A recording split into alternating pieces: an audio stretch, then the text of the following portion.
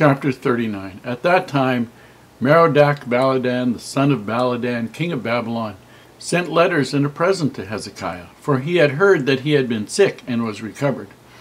And Hezekiah was glad of them, and shewed them the house of his precious things, the silver and the gold and the spices and the precious ointment, and all the house of his armour, and all that was found in his treasures. There was nothing in his house, nor in all his dominion, that Hezekiah shewed them not. Then came Isaiah the prophet unto King Hezekiah, and said unto him, What said these men? And from whence came they unto thee? And Hezekiah said, They are come from a far country unto me, even from Babylon. Then said he, What have they seen in thine house? And Hezekiah answered, All that is in mine house have they seen. There is nothing among my treasures that I have not shewed them. Then said Isaiah to Hezekiah, Hear the word of the Lord of hosts. Behold, the days come, that all that is in thine house, and that which thy fathers have laid up in store unto this day, shall be carried to Babylon, and nothing shall be left, saith the Lord. And of thy sons that shall issue from thee, which thou shalt beget, shall they take away, and they shall be eunuchs in the palace of the king of Babylon. Then said Hezekiah to Isaiah, Good is the word of the Lord, which thou hast spoken. He said moreover, For there shall be peace and truth in my days. Now this Merodach-Baladan is a very interesting man. He basically was a Chaldean prince. Chaldea was a part of the Babylonian part of the Assyrian Empire, and he managed to usurp, to take over being king of Babylon and maintain an independent Babylon for about 10 years, even though Assyria was the most powerful empire on the face of the earth at that time. Babylon was independent of Assyria, even though they were virtually surrounded by it. But he was also famous for trying to get allies to be on his side.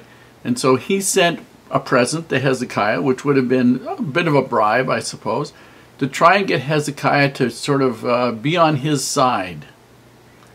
And the present wouldn't have been something that you would have sent for birthday cake. It would have been something really worthwhile.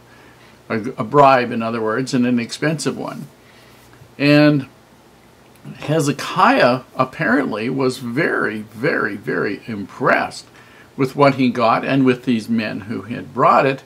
And he showed them all his precious things, all the silver and the gold and the spices and the precious ointments, and those things were worth big bucks.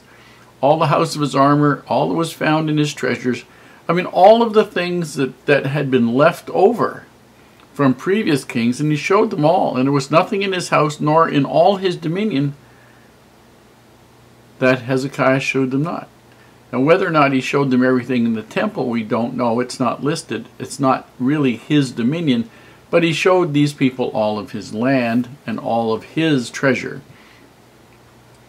And then Isaiah shows up and says, What said these men? In other words, why are you talking to these guys? Why are you showing them all this? From whence do they come? And Hezekiah said, They're come from a far country unto me, even from Babylon.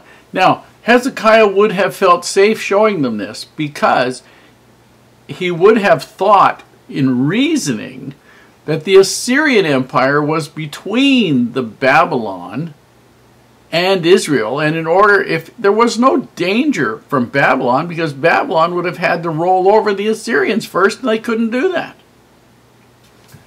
It never occurred to Hezekiah that it might happen sometime in the future, and that these guys would take back the report, and the report would stay in the royal records. And the next time there was another king who didn't have to worry about Assyria, they could come and capture all the stuff, and they'd have a pretty good idea of what was there, because that's what these guys had done. And Isaiah says, Hear the word of the Lord. Behold, the days come, that all that is in thy house, which thy fathers have laid up in store until this day, shall be carried to Babylon. Nothing shall be left. And then he says his sons will be eunuchs in the palace of the king of Babylon. That's what they used to do to the sons. They would take the sons to see to it that sons couldn't have any more sons, and they were servants unto the king. Then said Hezekiah, Now, you got to understand that when he's saying this, he isn't saying, oh, this is all wonderful news. He said, good is the word of the Lord. He would mean, fair is the word of the Lord. Appropriate is the word of the Lord, which thou hast spoken. Because I have done foolishly. I should not have shown them all of this. He basically betrayed himself and Israel by showing them. I mean, you never show anybody all that you have, because these are ambassadors from a far country. What do you think they're going to do? They're going to take notes. They're going to send home, wow, you should see all the stuff this guy has. There's enough here to make it worthwhile to come and get it. But he says, for there shall be peace and truth in my days, which basically is Hezekiah saying, you know what, I've been really stupid here, but at least here we can live peacefully, and if it's going to be after my death, I can at least do the best I can up until that point in time.